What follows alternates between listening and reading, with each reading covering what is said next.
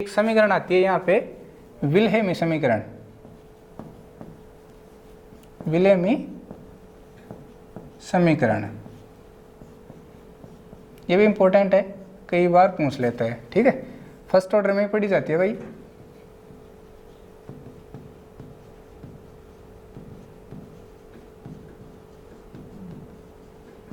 देखो, हमने एक इक्वेशन पढ़ी थी K1T is equal to ln A0 over A0 minus X पढ़ी थी। मुझे बताओ जो A0 है वो क्या है? समय t बराबर 0 पर सांद्रता है क्या? अभिकारकों की प्रारंभिक सांद्रता है। और जो A0 माइनस एक्स है ये क्या है? समय t बराबर t सेकंड पर या फिर मिनट पे, कुछ भी हो सकता है। समय t बराबर t सेकंड पर क्या है? सांद्रता। ठीक है भाई। अब देखो, जो सांद्रता होती है, सांद्रता को इंग्लिश में कहते हैं कंसंट्रेशन, और कंसंट्रेशन से मैंने लिया टर्म C। ठीक है, तो मैं इसको कह रहा हूँ C0। जो आपने A0 यूज़ किया था वही बात है, उसको हम क्या कह रहे हैं? C0 कह रहे हैं। ठीक है, और जहाँ आपने t बराबर t सेकंड पे A0 माइनस एक्स यूज़ किया था, हम इसको कह रहे हैं CT। समझ में आ गया क्या? C0 क्या है? समय t बराबर 0 पर सांद्रता। जो आपका A0 था वही क्या है? C0 है। A0 माइनस एक्स क्या था? समय t बराबर t सेकंड पे सांद्रता। तो हमने इसको क्या कर दिया? CT। कुछ नहीं करना, C0 और C2 को उठा के यहाँ रख दो। तो बोलो क्या आएगा? K1T is equal to ln C0 over CT। अब देखो भाई, मैं क्या करता हूँ, मैं इसको उल्टा करके लिखता हूँ।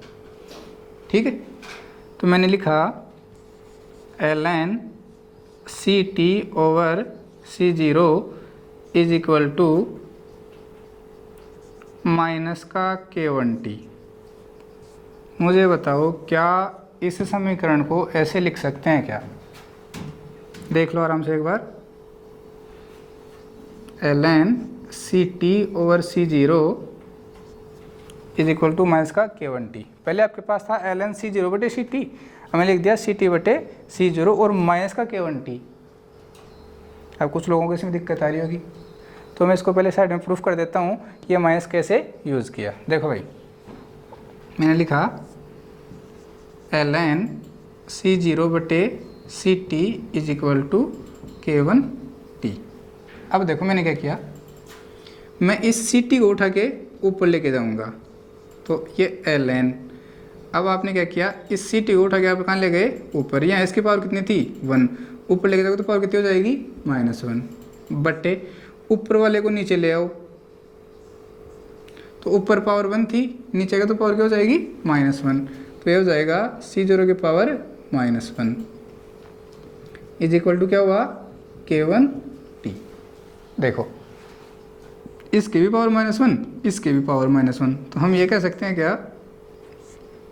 CT बटे C0 की होल पावर -1, बात एक he is equal to K1T। अब आपको यहाँ से एक प्रॉपर्टी पता होना चाहिए ln की, कि ln x की पावर n, ये क्या आ गया? आपका फॉर्मूला आ गया। ठीक है, इसका फॉर्मूला क्या होता है? जो पावर होती है वो आगे आ जाती है, n ln x की पावर n माइनस 1 हो जाता है। ठीक है भाई, सॉरी, पावर ओनली पावर आगे आ जाती है, n ln x हो जाएगा। वो मैंने समाकलन का फॉर्मूला लिख दिया था। ठीक है, ln x की पावर n, फॉर्मूला क्या हो जाएगा? n ln x। तो ये ln, ये पूरा क्या हो गया अपना? x, इसकी पावर n, तो पावर क्या हो जाएगी? आगे आ जाएगी। तो क्या बनेगा यहाँ से? इसलिए माइनस का ln CT बटे C0। अब देखो पावर तो आगे आएगी, इज इक्वल टू क्या आ गया? K1T। अब मुझे इस माइनस को उधर लेके जाना है, तो मैं ये कह सकता हूँ कि इसको माइनस से गुणा करने पर, माइनस से गुणा करने पर, तो जब आपने माइनस से गुणा किया तो ये आ गया ln CT/C0 is equal to K1 minus का K1T। बोलो यही है क्या? ln CT/C0 is equal to minus का K1T। बस आप डायरेक्ट रख लो, अगर ऊपर वाले को नीचे और नीचे वाले को ऊपर करेंगे तो माइनस लग जाएगा। आप इधर लगा लेना, इसको हटाने के लिए हमने इसको इधर लगा दिया, दोनों तरफ माइनस से मल्टीप्लाई कर दिया।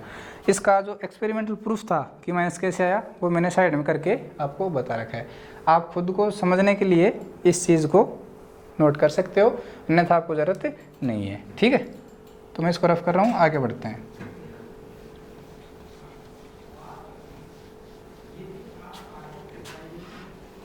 देखो भाई,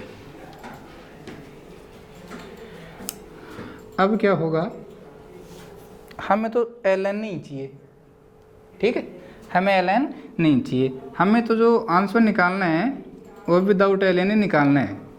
तो ln को हटाने के लिए क्या करते हैं, एंटी ln लेते हैं। log को हटाने के लिए क्या करते हैं, एंटी log लेते हैं। ठीक है, तो यहाँ पे ln को हटाना है तो हम क्या करते हैं, मैं इसको समीकरण 1 देता हूँ। ठीक है, समीकरण 1 का एंटी ln लेने पर, अब एक चीज़ याद रखना, अगर आप एंटी ln लोगे तो इधर से तो ln हट जाएगा और सामने जो भी होगा वो e की पावर में चला जाएगा। याद रखना, विद साइन, चिन्ह के साथ। अगर आप एंटी ln लेते हो तो सामने जो भी होगा वो कहाँ चला जाएगा, e की घात में चला जाएगा, और जैसा उसका साइन है उस साइन के साथ चला जाएगा, चिन्ह के साथ चला जाएगा। अगर आप एंटी log लेते हो, एंटी log किसका लेना पड़ेगा, जो log है उसका क्या लेना पड़ेगा, एंटी log लेना पड़ेगा। तो अगर आप एंटी log लेते हो तो क्या करना पड़ेगा, जो सामने है वो 10 की घात में चला जाता है। तो आप इस चीज़ को नोट करके लिख लेना, अगर हम एंटी ln लेते हैं तो बराबर के पास में जो भी होगा वो कहाँ चला जाएगा, e की घात में चला जाएगा, विद साइन, चिन्ह के साथ। और अगर हम एंटी log लेते हैं तो बराबर के उधर जो भी होगा वो कहाँ चला जाएगा, 10 की घात में चला जाएगा, विद साइन। तो यह चीज़ आपको पता होनी चाहिए। तो जैसे मैंने इसका एंटी ln लिया तो इधर से तो ln हट गया, तो इधर क्या बचा, CT/C0 इज इक्वल टू, मैंने क्या कहा था, अगर आप एंटी ln लेते हो तो एक तरफ तो ln हट जाएगा और दूसरी तरफ में जो भी है वो e की घात में चला जाएगा। तो यहाँ पे क्या आ जाएगा, e की घात माइनस का K1T, विद साइन यहाँ पे ये चला जाएगा।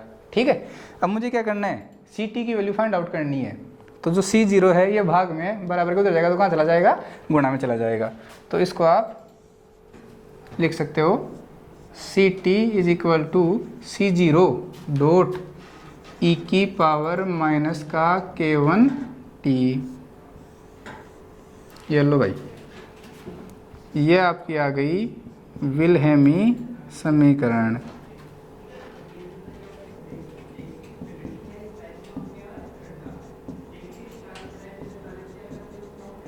यही क्या है, विल्हेमी समीकरण है। ठीक है, आप यहाँ पे लिख सकते हो कौन क्या है, वैसे आपको सब पता है। यहाँ CT क्या है, T समय पर सांद्रता, और C0 क्या है, T बराबर 0 समय पर सांद्रता। ठीक है, K1 आपको पता ही क्या है, प्रथम कोटि का वेग स्थिरांक। T बराबर क्या है, उसमें लगा हुआ समय, मतलब प्रथम कोटि के विक्रिया में जो समय लग रहा है उसे ही क्या है, वो क्या है, T है। तो CT is equal to C0 dot e की पावर माइनस K1T, इसे क्या कहते हैं, विल्हेमिक समीकरण इसको कहते हैं। ठीक है, अब देखो बार बार अपने पास जब से हम प्रथम कोटि पढ़ रहे हैं कभी ln आ रहा है, कभी log आ रहा है, तो हम क्या करते हैं, इनको सिंप्लीफाई कर लेते हैं। आपको 2-3 मान याद रखने हैं, इसके अलावा कुछ भी याद नहीं रखना है। ठीक है, तो मैं आपको याद करने का तरीका सिखाता हूँ, आप इसका स्क्रीनशॉट ले लेना और पढ़ लेना इसको। ठीक है,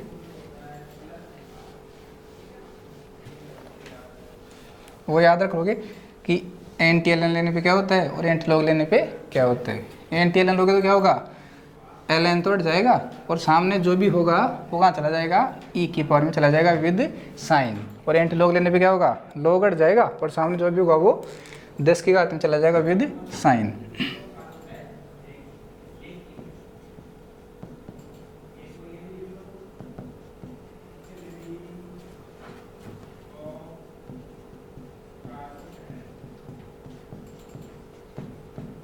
ये कुछ लॉग के 2-3 सूत्र हैं, वो आपको याद रखने हैं, बिल्कुल नॉर्मल से हैं। और फिर मैं आपको मान याद करना सिखा देता हूँ, ठीक है। पहला तो जो फॉर्मूला है log m माइनस का log n, क्या लिखोगे, log m बाई n। दूसरा देखो log m गुणा n, तो इसको लिखते हैं log m प्लस का log n, ठीक है भाई। तीसरा log x की पावर n, तो पावर आगे जाती है n log x, ठीक है। और तो मेरे ख्याल से कुछ होगा नहीं, जो भी होगा वो देखा जाएगा। अपने को इन 3 फॉर्मूले से ही सारे log के मान याद रखने हैं, याद भी नहीं रखना, समझना है। देखो भाई आपको 2-3 तो log के मान याद रखने हैं, बाकी आपको कुछ भी याद नहीं रखना। देखो समझना, जो log 1 होता है उसकी वैल्यू 0 होती है, ये हमें याद ही रखना है, इसका कोई सॉल्यूशन नहीं है। दूसरा log 2 जो होता है उसकी वैल्यू होती है 0.3010। जो मैं कह रहा हूँ तो इसको याद रखना है, तो आपको याद रखना है, ठीक है। इसके अलावा जो कहूँगा उसको याद नहीं रखना, तो उसको याद नहीं रखना।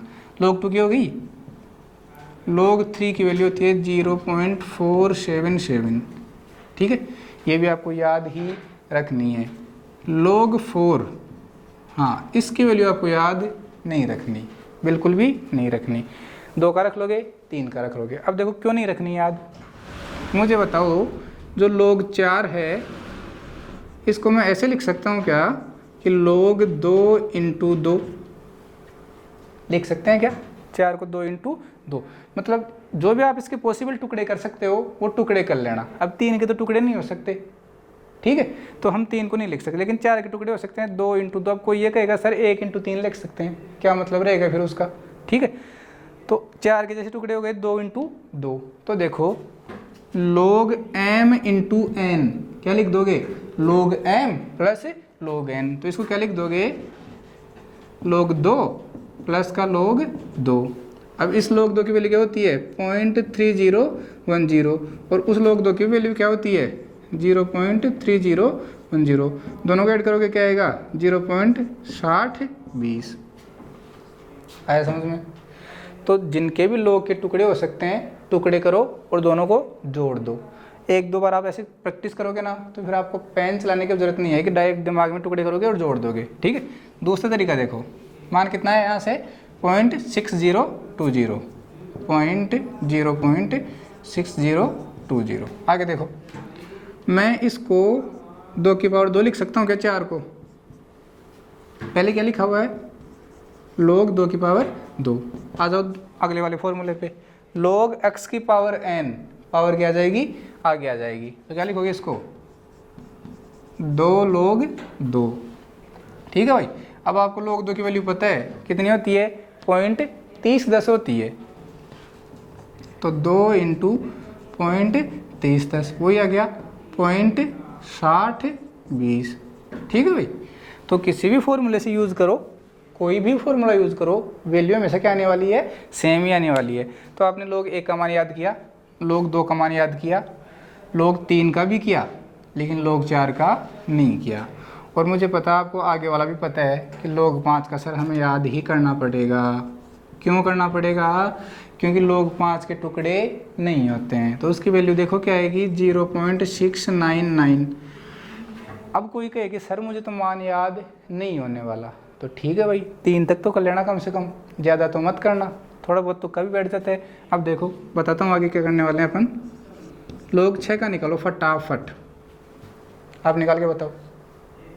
देखो क्या करोगे, 6 के टुकड़े हो सकते हैं जी सर हो सकते हैं 2 इंटू 3। नहीं कोई नहीं सर मैं तो ऐसे नहीं करूँगा, मैं तो ऐसे करूँगा 3 इंटू 2। कर लो भाई, जो आपको मन में लगे वो कर लो। पहले क्या लगा दो, लेकिन लोग लगा दो।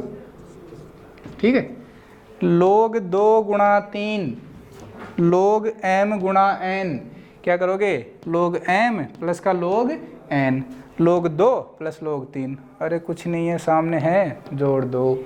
तो जोड़ोगे, बोलो क्या आएगा, 0.778, 0.778 आएगा। आराम से बैठ के जोड़ लेना, कोई दिक्कत नहीं आएगी। देखो रे, 7 और 1 8, 3 0 और 7 7, 3 और 4 7, तो 7 7 8। ठीक है, अब देखो मैं कह रहा था ना सर मैं तो लोग 5 का मान याद नहीं होने वाला, तो क्या करो, लोग 4 का तो निकाल सकते हो और लोग 5 का भी, लोग 6 का भी निकाल सकते हो। तो देखो लोग 4 का तो आ रहा है 0.720 और लोग 6 का आ रहा है 0.778। तो आपको ये पता होगा कि लोग 5 का मान जरूर लोग 4 और लोग 6 के बीच में लाई करेगा, बीच में निवास करेगा। तो आप अप्रोक्सीमेट थोड़ा बहुत इससे ज़्यादा और इससे थोड़ा बहुत कम रख के भी अगर आंसर निकालोगे तो अप्रोक्सीमेट आसपास उसके पहुंच जाओगे। अगर किसी को मान याद नहीं होगा तब की बात बता रहा हूँ, वैसे तो जनरल है, याद कर लोगे। ठीक है, अब लोग 7 में आ जाओ।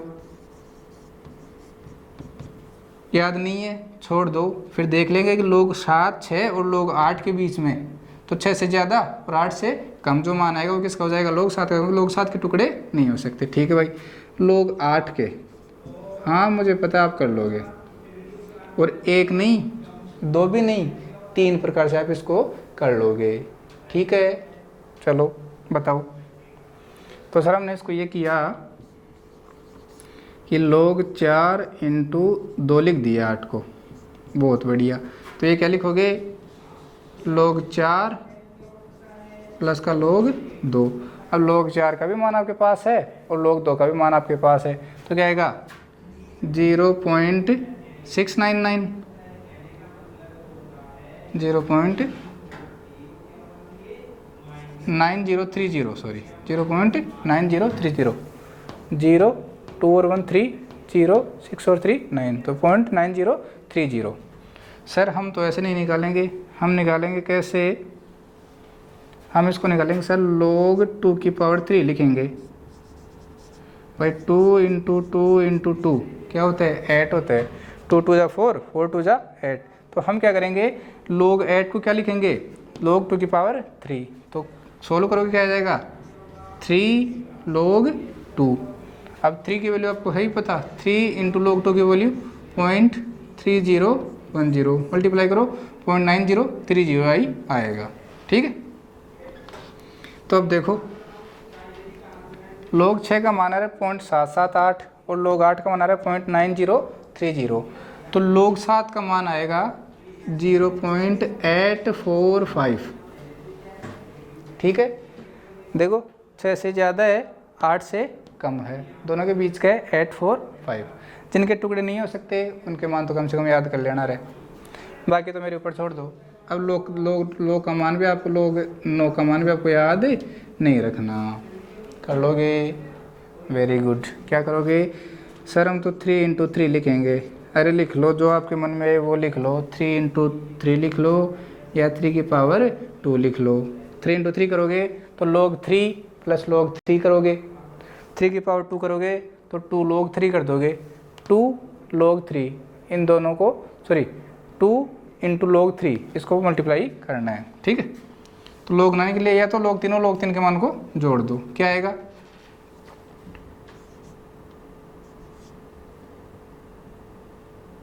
सॉरी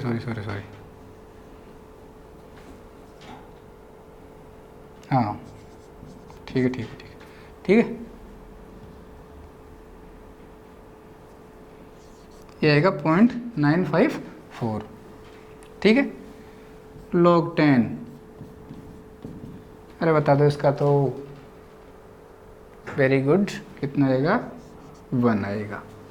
अब देखो आप log 10 को कैसे लिखोगे, 2 गुणा 5, तो log 2 प्लस log 5। log 2 आप इसको लगभग 0.30 मान लो, log 5 लगभग 0.7 मान लो, तो 0.7 और 0.30 मतलब 0.70 और 0.30 लगभग कितना आ गया 1.0। तो मान कितना आ गया 1 आ गया। अब सीधी सीधी बात ये याद रखनी है, जैसे 10 आ गया, 100 आ गया, 1000 आ गया, तो इनमें जितने जीरो होते हैं वही लॉग का मान होता है। 10 में कितने जीरो हैं 1, तो लॉग का मान कितना होगा 1। 100 में कितने जीरो हैं 2, तो लॉग 100 का मान कितना होगा 2। 1000 में कितने जीरो हैं 3, तो लॉग 1000 का मान कितना होगा 3। ठीक है, अब देखो एक बार देखो, मुझे मान ज्ञात करना है लॉग 100 का, तो कितने जीरो आ गए 2, तो सीधे सीधे उत्तर लिखो कितना 2। अब कैसे आप प्रूफ भी कर देते हैं कि सर हम 100 को लिखेंगे 10 की घात 2, लिख दो भाई। लोग 10 की घात 2 लिखोगे तो क्या करोगे 2 लोग 10, लोग 10 की वैल्यू कितनी होती है 1, और ये 2 इंटू 1 कितना आ गया 2 आ गया। ठीक है, दिख रहा है, बहुत बढ़िया।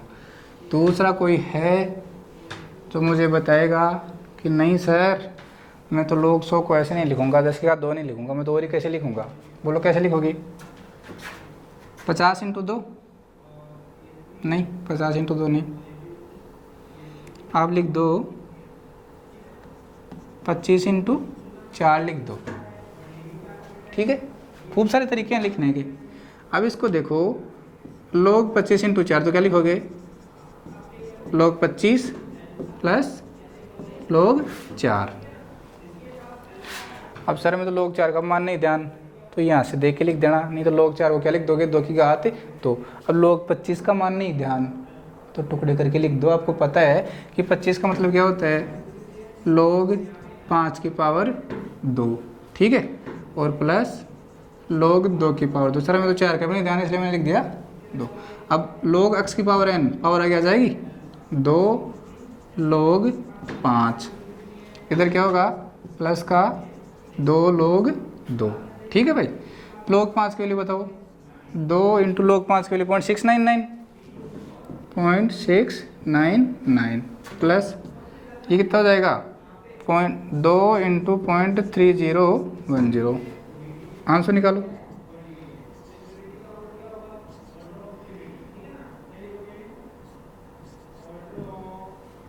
यह आ जाएगा 1.398 प्लस 0.6020, ऐड करो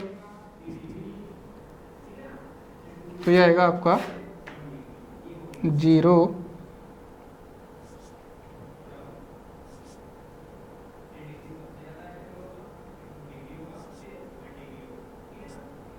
ठीक है, ये आ रहा है, सॉरी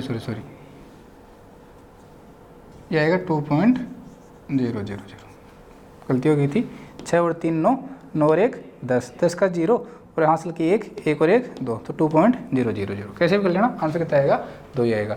तो आप देखो हार्ड वर्क करते हो या स्मार्ट वर्क करते हो, डिपेंड करता है आप पे।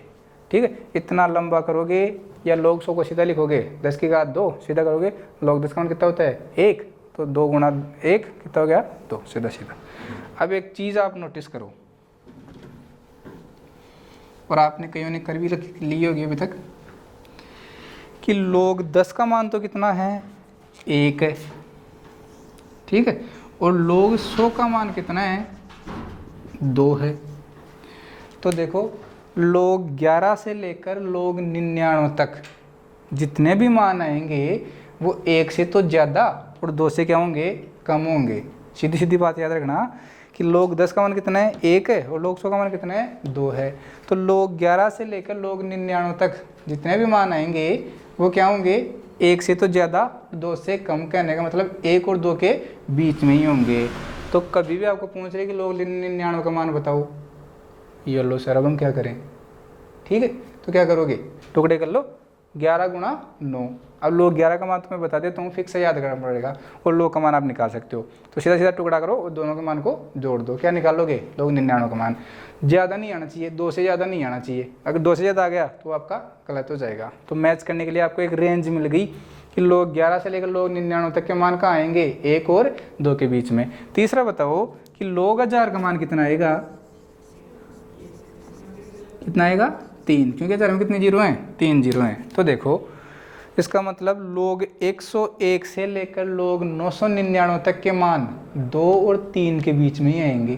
कितना बड़ा गैप हो गया देखो, log 101 से लेकर log 999 तक के मान 2 और 3 के बीच में आएंगे। तो कोई पूछ रहे log 500 का मान बताओ भाई, बता सकते हो? log 500 का मान बता सकते हो? बताओ क्या करोगे? टुकड़े कर लो 500 के, 5 गुणा 100 कर लोगे, log 5 गुणा 100। क्या करो भाई, देखो बता ही देता हूँ, आप कर लो। log 500 का मान बताओ, क्या करोगे? log 5 गुणा 100, तो क्या लिखोगे? log 5 plus log 100। log 100 की वैल्यू कितनी होती है? 2। log 5 की वैल्यू कितनी होती है? 0.699। तो log 500 की वैल्यू कितनी आ गई?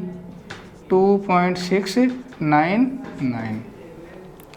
तो अब से आपको क्या log के मान कैलकुलेट करने के लिए कैलकुलेटर की ज़रूरत पड़ेगी क्या? नहीं पड़ेगी, ठीक है, और पढ़नी भी नहीं चाहिए। आपको ये 2-3 मान याद रखने हैं जिनके टुकड़े नहीं हो, 1 और 2 और 3, ये तो कंपलसरी हैं, इनको तो याद रखना ही रखना है। 5, 7, 2 और 1, 11 और 13, इतने से कर लेना, बाकी जरूरत नहीं है, ठीक है। बाकी जो कंपटीशन एग्ज़ाम है, कोई भी आप अगर एग्ज़ाम देते हो तो वहाँ क्या होता है, आपको अगर कोई कॉम्प्लेक्स log का मान होता है तो आपको वहाँ लिख के देगा कि इस log का मान ये है, ठीक है। ज़्यादा जटिल आपको याद रखने की जरूरत नहीं है, लेकिन फिर भी खुद के नॉलेज के लिए आपको लोगों के मान पता होनी चाहिए। अब मैं 1-2 लिख देता हूँ। log 11 की जो वैल्यू होती है वो होती है 1.041 होती है, ठीक है। अब log 12 की मैं नहीं बताऊँगा, क्यों नहीं बताऊँगा सर, हम खुद ही कर लेंगे। log 3 प्लस log 4 दोनों को जोड़ देना, क्या आ जाएगा? log 12 की वैल्यू आ जाएगी, ठीक है भाई, ऐसे आप कर लेना। बाकी log 13, 14, 15 ये आप log 13 का जो कैलकुलेटर से आप देख लेना, ज़रूरत है नहीं वैसे, लेकिन अगर फिर भी आपको नहीं आता तो आप कैलकुलेटर से कैलकुलेट कर लेना। 14 के टुकड़े हो सकते हैं, 15 के टुकड़े हो सकते हैं, 16 के हो सकते हैं, 17 के नहीं हो सकते, 19 के नहीं हो सकते, 21 के हो सकते हैं, 23 के नहीं हो सकते, ठीक है। तो जिनके नहीं हो सकते उनके याद रख लो, जिनके हो सकते हैं उनको याद मत रखो। तो मेरे ख्याल से 11 तक काफ़ी है, बाकी आपकी इच्छा पे डिपेंड करता है कि आप क्या करते हो और क्या नहीं करते, ठीक है। दोबारा बताने की जरूरत इनको नहीं है, और अगर फिर भी है तो आप वीडियो को फिर से रिपीट करके देख लेना, ठीक है भाई। तो ये आपके हो गए log के फॉर्मूले हो गए 3, और ये log के मान हो गए। अब हम क्या करेंगे कि पहले फर्स्ट ऑर्डर के लक्षण पढ़ेंगे, जैसे 0 ऑर्डर में पढ़ा था 6 लक्षण, वैसे पढ़ेंगे। और फिर इनका यूज़ क्या है ये मैंने क्यों बताया है, क्योंकि जब हम न्यूमेरिकल करने वाले हैं तो वहाँ पे इनका यूज़ होगा, तो हम खूब सारे न्यूमेरिकल करेंगे, ठीक है।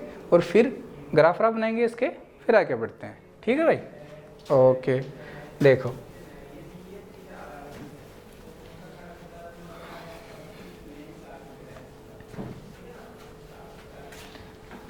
अब आप, मुझे पता है कि आप केमिस्ट्री को एंजॉय कर रहे हो, और अगर ऐसा नहीं है तो अपनी सोच बदलो और एंजॉय करने लग जाओ। बताओ इजी है कि नहीं है? अरे बिल्कुल इजी है, कुछ भी नहीं है इसमें, ठीक है ना। आपको एक भी चीज़ नहीं रटनी है, कुछ भी नहीं रटना है, केवल समझना है। अब हमें क्या पढ़ना है? प्रथम कोटि अभिक्रियाओं के लक्षण, characteristic of first order reaction.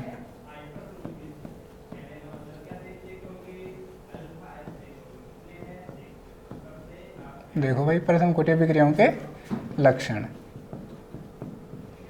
अब 2-3 पॉइंट तो सिमिलर है, जैसा मैंने आपको पहले बताया था कि पहला पॉइंट तो हमेशा क्या लिखना है? वही इकाई, किसकी इकाई? वेग स्थिरांक की इकाई, ठीक है भाई। पहला पॉइंट बोलो क्या लिखोगे? कि जो प्रथम कोटि अभिक्रियाएं होती है उनके वेग स्थिरांक की इकाई तो क्या होगी? टाइम इनवर्स, जिसको आप सेकंड इनवर्स या मिनट इनवर्स भी कह सकते हो या घंटा इनवर्स भी कह सकते हो। और वेग की इकाई क्या होगी?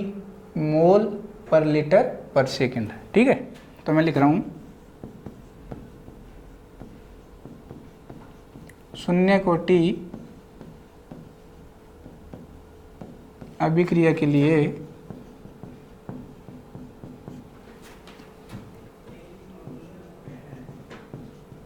वेग स्थिरांक की इकाई क्या होती है? समय इन्वर्स, समय इन्वर्स, जिसको आप कह सकते हो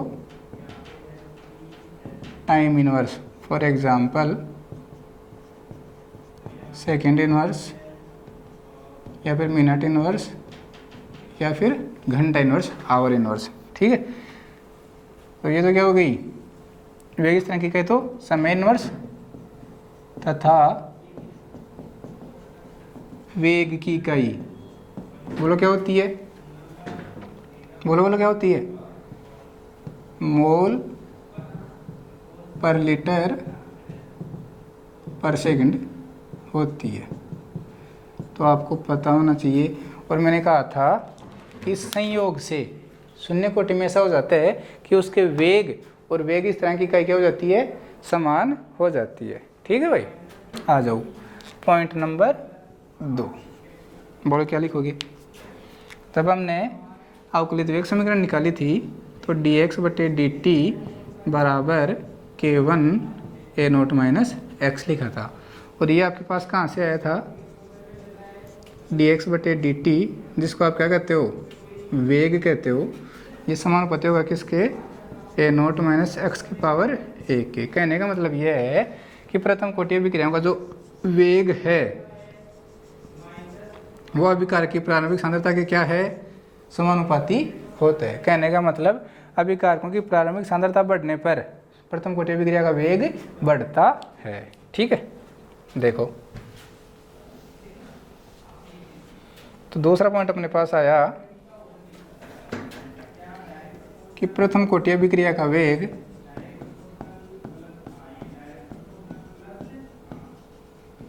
प्रथम कोटि अभिक्रिया का वेग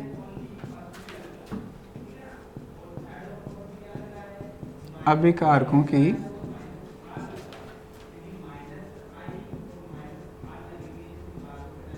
अब इसको मिटा देता हूँ भाई मैं। अभिकारकों की प्रारंभिक सांद्रता के समानुपाती होता है।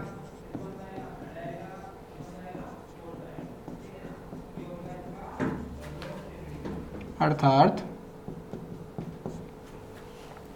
प्रारंभिक सांद्रता बढ़ने पर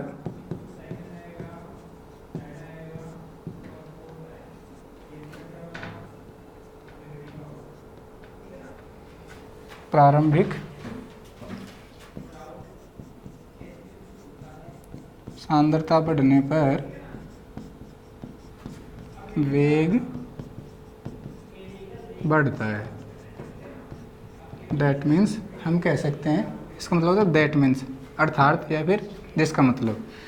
हमें पता है कि जो वेग है वो समानुपाती होता है किसके?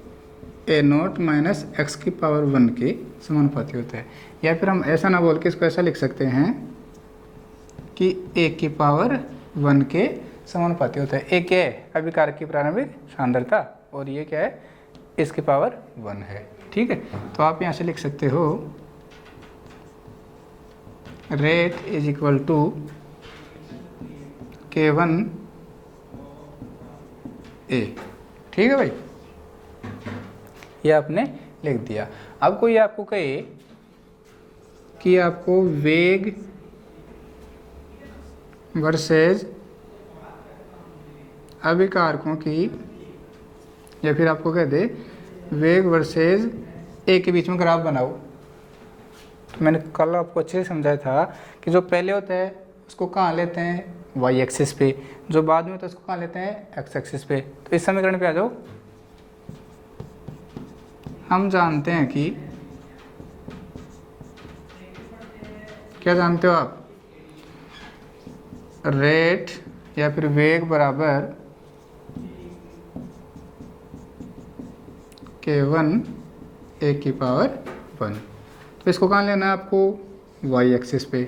इसको कहाँ लेना है? एक्स एक्सिस पे। क्या बच गया? m। बोलो क्या बन गया? y बराबर mx। और y बराबर mx का जो ग्राफ होता है वो क्या होता है? इधर आपने लिया वेग और इधर आपने लिया ए, ठीक है। तो y बराबर एम एक्स का जो ग्राफ होता है ओरिजिन से स्ट्रेट लाइन, इसका जो स्लोप आएगा जिसको आप क्या कहते हो ढाल, कैसे निकालते हो dy बटे dx। इस पॉइंट पे dy की वैल्यू कितनी है और dx की वैल्यू कितनी है, दोनों को डिवाइड करोगे क्या आ जाएगा स्लोप। इसकी वैल्यू कितनी आ गई यहाँ पे k1, ठीक है। तो हमें ये ग्राफ समझना था, हमने इसको समझ लिया, कोई दिक्कत है, वेरी गुड, नहीं है। पॉइंट नंबर 3, अब आओ इसका अर्धायुकाल पे, ठीक है। तो अर्धायुकाल का फॉर्मूला क्या आया था अपने पास, T half is equal to 0.693 over k1, यही आया था। तो क्या कहीं भी इसमें अभिकारकों की प्रारंभिक सांद्रता आ रही है क्या, नहीं आ रही। तो हम क्या कह सकते हैं कि प्रथम कोटि की जो अभिक्रियाएं होती है उनका अर्धायुकाल अभिकारकों की प्रारंभिक सांद्रता पर निर्भर ही नहीं करता है, ठीक है भाई। देखो पॉइंट नंबर 3,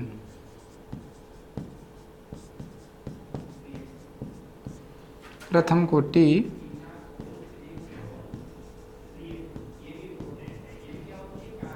कोटि अभिक्रियाओं का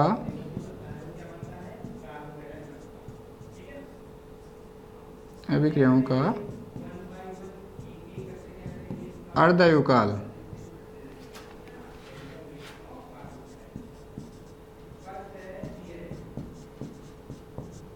अभिकारकों की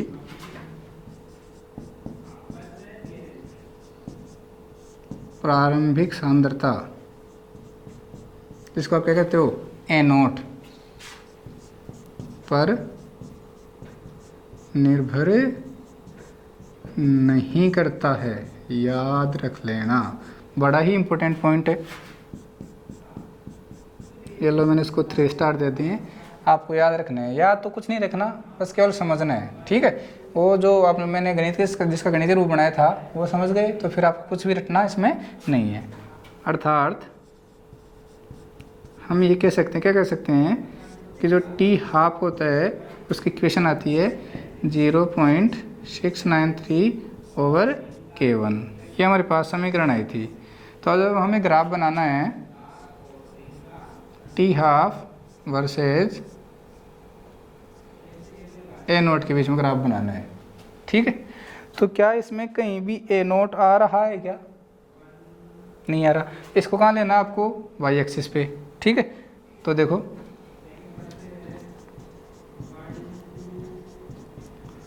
हम जानते हैं कि, क्या जानते हो आप, T half is equal to 0.693 over k1, ठीक है। तो ये तो हो गया आपका y, और इधर आपका क्या नहीं है, कहीं भी क्या नहीं है, x नहीं है। तो देखो क्या करना है, आपने ग्राफ प्लॉट किया, इधर तो लिया T1/2 और इधर ले लिया A0, ठीक है। तो देखो आप अर्धायुकाल को कितना ही बढ़ा लो, इसका ग्राफ बनेगा कुछ ऐसा,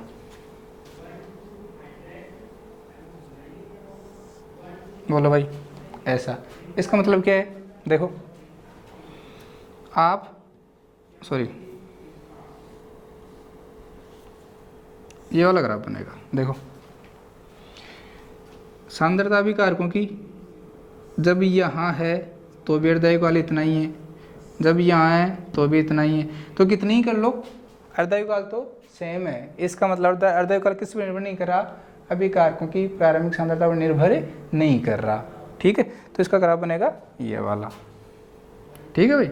आप बना सकते हो, जो निर्भर नहीं करेगा उसको कांस्टेंट कर देना। ग्राफ बन गया इसका ये वाला, 2 ग्राफ बन गए, ठीक है। आगे चलते हैं पॉइंट नंबर 3 की तरफ, ठीक है। ग्राफ बनाना सीखते हैं बाकी, और मिटाओ इसको, ठीक है। आपको स्क्रीनशॉट लेना है ले लो। तो 3 पॉइंट अपने पास हो गए। चौथा पॉइंट हमें पढ़ना है आगे। जो पॉइंट अपन ने प्रथम कोटि में पढ़े, उसमें शून्य कोटि में पढ़े थे, वही पॉइंट हमें कहाँ पढ़ने हैं, प्रथम कोटि में पढ़ने हैं।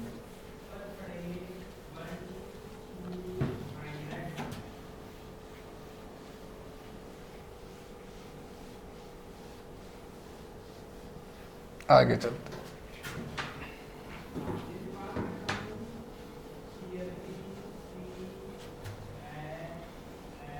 पहले कुछ ग्राफ बनवा लूँ मैं आपसे, ठीक है भाई, ग्राफ बनाओ।